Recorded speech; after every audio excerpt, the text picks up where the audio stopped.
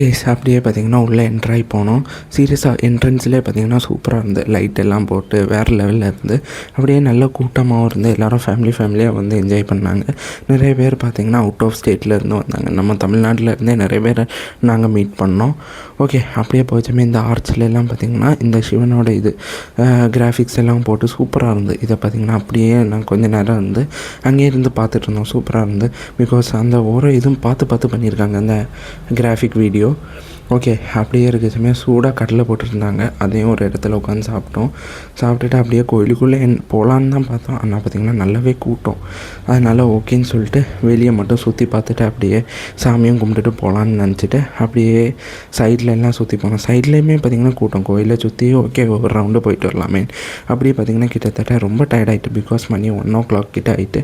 Okay, அந்த டயர்ட்னஸை போக்கிறதுக்காக ஒரு மொஜிட்டோவும் குடித்தோம். சீரியஸாக டேஸ்ட் அல்டிமேட்டாக இருந்து சும்மா சொல்ல சீரியஸாக. ஓகே, அப்படியே பார்த்திங்கன்னா நாங்களும் எல்லா இடத்துலையும் சுற்றிட்டு வந்து பார்க்கோம்.